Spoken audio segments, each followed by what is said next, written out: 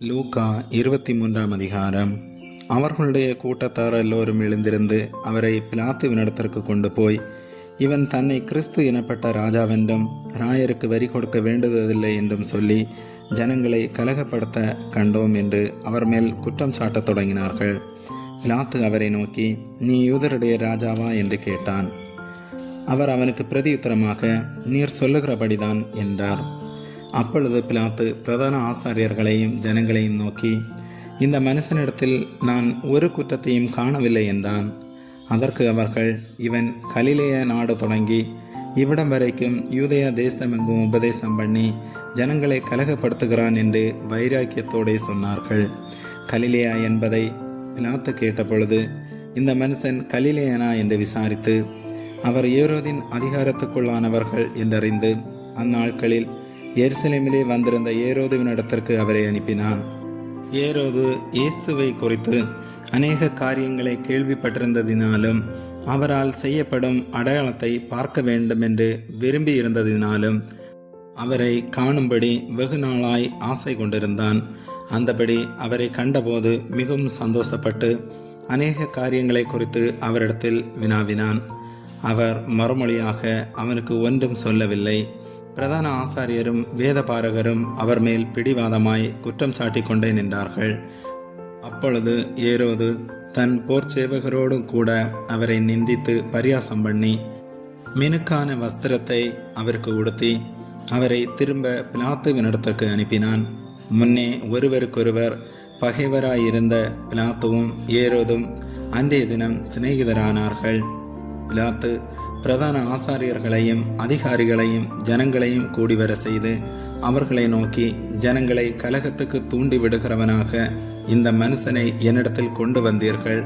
நான் உங்களுக்கு முன்பாக விசாரித்த போது இவன் மேல் நீங்கள் சாட்டுகிற குற்றங்களில் ஒன்றையும் நான் இவனிடத்தில் காணவில்லை. உங்களை ஏரோதினிடத்திற்கும் அனுப்பினேன். அவரும் இவனிடத்தில் குற்றம் காணவில்லை. மரணத்துக்கு ஏதுவாக இவன் ஒன்றும் செய்யவில்லையே. ஆனபடியால் இவனை தண்டித்து விடுதலையாக்குவேன் என்றான். பண்டிகை தோறும் அவர்களுக்கு ஒருவனை அவன் விடுதலையாக்குவது அவசியமாயிருந்தபடியால் அப்படி சொன்னான். ஜனங்கள் எல்லோரும் அதை கேட்டு, இவனை அகற்றும், பரபாசை எங்களுக்கு விடுதலையாக்கும் என்று சத்தமிட்டு கேட்டார்கள். அந்த பரபாஸ் என்பவன் நகரத்தில் நடந்த ஒரு கலகத்து நிமித்தமும் கொலை பாதக நிமித்தமும் காவலிலே வைக்கப்பட்டிருந்தான். பிலாத்து இயேசுவை விடுதலையாக்க மனதாய் மறுபடியும் அவர்களிடத்தில் பேசினான். அவர்களோ அவனை சிலுவையில் அறையும் என்று கூக்குரலிட்டார்கள். அவன் 3ஆம் தரம் அவர்களை நோக்கி, ஏன் இவன் என்ன பொல்லாப்பு செய்தான்? மரணத்துக்கு ஏதுவான குற்றம் ஒன்றும் இவனிடத்தில் நான் காணவில்லையே. ஆகையால் நான் இவனை தண்டித்து விடுதலையாக்குவேன் என்றான். அப்படி இருந்தும் அவரை சிலுவையில் அறைய வேண்டும் என்று அவர்கள் உரத்த சத்தத்தோடு கேட்டுக்கொண்டே இருந்தார்கள். அவர்களும் பிரதான ஆசாரியரும் இட்ட சத்தம் மேற்கொண்டது. அப்பொழுது அவர்கள் கேட்டுக்கொண்டபடியே ஆகட்டும் என்று பிலாத்து தீர்ப்பு செய்து, கலகத்து நிமித்தமும் கொலை பாதக நிமித்தமும் காவலில் போடப்பட்டிருந்தவனை அவர்கள் கேட்டுக்கொண்டபடியே விடுதலையாக்கி இயேசுவையோ அவர்கள் இஷ்டத்துக்கு ஒப்பு கொடுத்தான். அவர்கள் இயேசுவை கொண்டு போகிற போது நாட்டிலிருந்து வருகிற சிரேனே ஊரானாகிய சீமோன் என்கிற ஒருவனை பிடித்து சிலுவையை அவர் பின்னே சுமந்து கொண்டு வரும்படி அதை அவன் மேல் வைத்தார்கள். திரள் கூட்டமான ஜனங்களும் அவருக்காக புலம்பி அழுகிற ஸ்திரீகளும் அவருக்கு பின் சென்றார்கள். இயேசு அவர்கள் முகமாய் திரும்பி, எருசலேமின் குமாரத்திகளே, நீங்கள் எனக்காக அழாமல் உங்களுக்காகவும் உங்கள் பிள்ளைகளுக்காகவும் அழுங்கள். இதோ மலடிகள் பாக்கியவதிகள் என்றும் பிள்ளை பெறாத கற்பங்களும் பால் கொடாத முலைகளும் பாக்கியமுள்ளவைகள் என்றும் சொல்லப்படும் நாட்கள் வரும். அப்பொழுது மலைகளை நோக்கி எங்கள் மேல் விழுங்கள் என்றும் குன்றுகளை நோக்கி எங்களை மறைத்து கொள்ளுகள் என்றும் சொல்லத் தொடங்குவார்கள். பச்சை மரத்துக்கு இவைகளை செய்தால் பட்ட மரத்துக்கு என்ன செய்ய மாட்டார்கள் என்றார். குற்றவாளிகளாகிய வேறு 2 பேரும் அவரோட கூட கொலை செய்யப்படுவதற்கு கொண்டு போகப்பட்டார்கள். கபாலஸ்தலம் என்று சொல்லப்பட்ட இடத்தில் அவர்கள் சேர்ந்த பொழுது அங்கே அவரையும் அவருடைய வலது பக்கத்தில் ஒரு குற்றவாளியையும் அவருடைய இடது பக்கத்தில் ஒரு குற்றவாளியையும் சிலுவைகளில் அறைந்தார்கள். அப்பொழுது இயேசு, பிதாவே, இவர்களுக்கு மன்னியும், தாங்கள் செய்கிறது என்னதென்று அறியாதிருக்கிறார்களே என்றார். அவருடைய வஸ்திரங்களை அவர்கள் பங்கிட்டு சீட்டு போட்டார்கள். ஜனங்கள் நின்று பார்த்து கொண்டிருந்தார்கள்.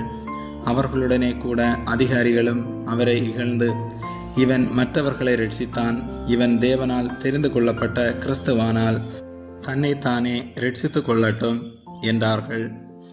போர்ச்சேவகரும் அவரிடத்தில் சேர்ந்து அவருக்கு காடியை கொடுத்து, நீ யூதரின் ராஜாவானால் உன்னை ரட்சித்துக்கொள் என்று அவரை பரியாசம் பண்ணினார்கள். இவன் யூதருடைய ராஜா என்று கிரேக்கு, லத்தீன், எபிரேயு எழுத்துக்களில் எழுதி அவருக்கு மேலாக வைக்கப்பட்டது. அன்றியும் சிலுவையில் அறையப்பட்டிருந்த குற்றவாளிகளில் ஒருவன், நீ கிறிஸ்துவானால் உன்னையும் எங்களையும் ரட்சித்துக்கொள் என்று அவரை இகழ்ந்தான். மற்றவன் அவனை நோக்கி, நீ இந்த ஆக்கினைக்குட்பட்டவனாயிருந்தும் தேவனுக்கு பயப்படுகிறதில்லையா? நாமோ நியாயப்படி தண்டிக்கப்படுகிறோம். நாம் நடப்பித்தவைகளுக்கு தக்க பலனை அடைகிறோம். இவரோ தகாததென்றையும் நடப்பிக்கவில்லையே என்று அவனை கடிந்து கொண்டு இயேசுவை நோக்கி, ஆண்டவரே, நீர் உம்முடைய ராஜ்யத்தில் வரும்போது அடியேனை நினைத்தருளும் என்றான். இயேசு அவனை நோக்கி, இன்றைக்கு நீ என்னோடும் கூட பரதீசில் இருப்பாய் என்று மெய்யாகவே உனக்கு சொல்லுகிறேன் என்றார். அப்பொழுது ஏறக்குறைய 6ஆம் மணி நேரமாயிருந்தது. 9ஆம் மணி நேரம் வரைக்கும் பூமி எங்கும் அந்தகாரம் உண்டாயிற்று. சூரியன் இருளடைந்தது. தேவாலயத்தின் திரைச்சீலை நடுவில் 2ஆக கிழிந்தது. இயேசு, பிதாவே, உம்முடைய கைகளில் என் ஆவியை ஒப்புவிக்கிறேன் என்று மகா சத்தமாய் கூப்பிட்டு சொன்னார். இப்படி சொல்லி ஜீவனை விட்டார். 100க்கு அதிபதி சம்பவித்ததைக் கண்டு மெய்யாகவே இந்த மனுஷன் நீதிபரனாயிருந்தான் என்று சொல்லி தேவனை மகிமைப்படுத்தினான். இந்த காட்சியை பார்க்கும்படி கூடி வந்திருந்த ஜனங்கள் எல்லோரும் சம்பவித்தவைகளை பார்த்தபொழுது தங்கள் மார்பில் அடித்துக்கொண்டு திரும்பி போனார்கள். அவருக்கு அறிமுகமானவர்கள் எல்லோரும் கலிலேயாவிலிருந்து அவருக்கு பின் சென்று வந்த ஸ்திரீகளும் தூரத்திலே நின்று இவைகளை பார்த்து கொண்டிருந்தார்கள். யோசேப்பு என்னும் பெயர் கொண்ட ஒரு ஆலோசனைக்காரன் இருந்தான். அவன் உத்தமனும் நீதிமானுமாயிருந்தான். அவன் யூதருடைய பட்டணங்களில் ஒன்றாகிய அரிமத்தியாவிலிருந்து வந்தவனும் தேவனுடைய ராஜ்யத்துக்கு காத்திருந்தவனும் யூதர்களுடைய ஆலோசனைக்கும் செய்கைக்கும் சம்மதியாதவனுமாயிருந்தான்.